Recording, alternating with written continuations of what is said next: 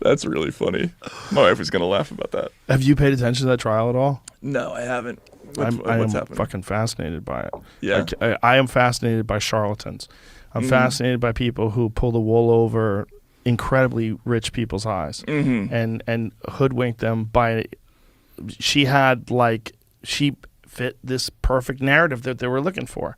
This billionaire genius woman who's the boss lady of this company that's going to do groundbreaking new work on blood testing, and it's going to revolutionize the industry and help everyone. And she had this fake voice, and I'm so fascinated by her.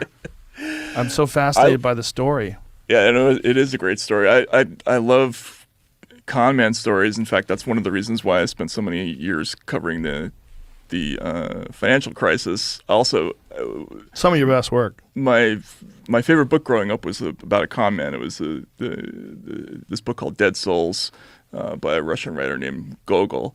And it's about a guy who basically buys a bunch of dead serfs and mortgages them because there was a loophole in Russian law back then. Like the census was so slow that if you bought the equivalent of a slave, the state bureaucracy wouldn't know that person was dead yet.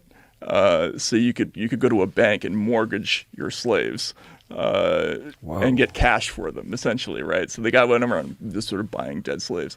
But the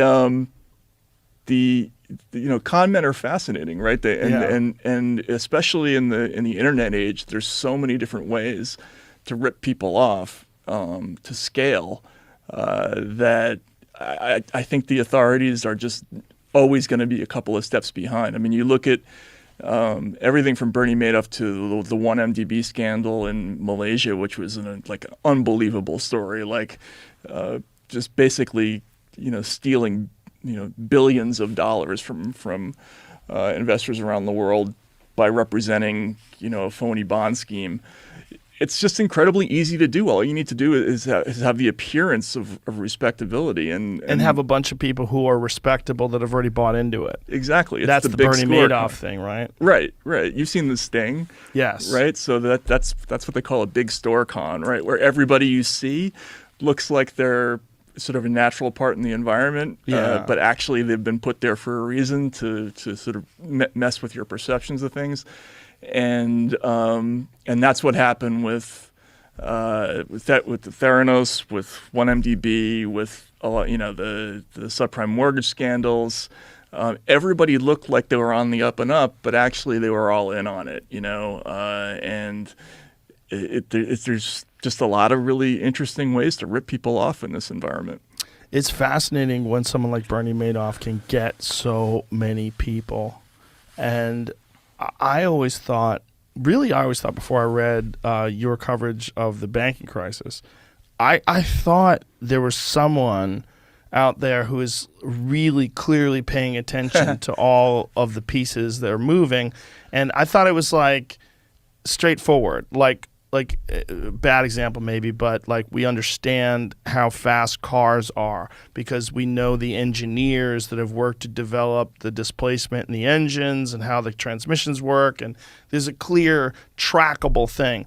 You can't just come out with a car and say this car goes 0 to 60 in 1/10 of a second and everyone's like, what are you talking about? Where's this how is this being made? And this new technology that no one's ever seen before. None of that exists. We have new tires, and it works on gravity propulsion systems. It doesn't even have anything to do with engines. It would be trackable, right? Like an engine is trackable. I thought finances were trackable. You think it's funny? Well, you think it's funny because you had to do a lot of research. I did, yeah. So pull that microphone in front of you a little more. Sorry. No worries. So Madoff was part of what he was doing was he was operating on people's belief in a non-existent regulatory scheme. We do have visibility into parts of the financial structure. We have a pretty well-regulated stock exchange, for instance. There are certainly problems there too, but you can see every trade more or less, right? Or you can see most of the trades. Actually, I'm going to get in trouble saying that even.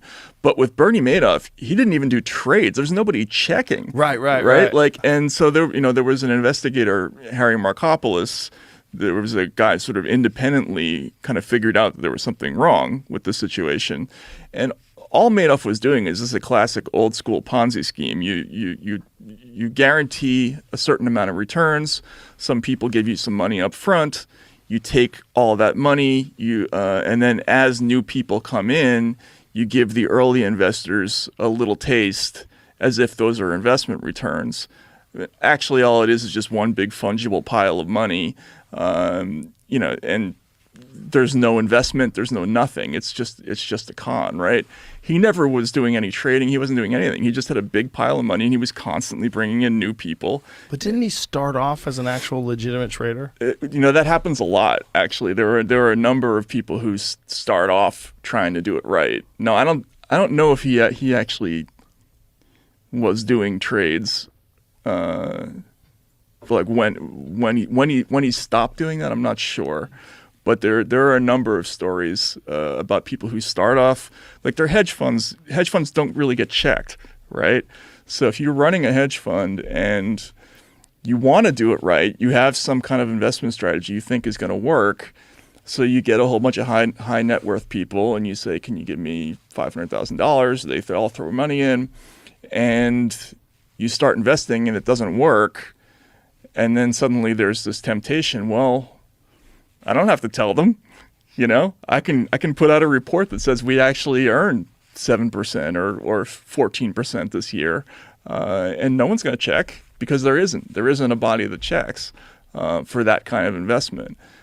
So yeah, I think the public doesn't know that there are all these sort of blank spots in the financial universe, and that's why these sort of cons proliferate.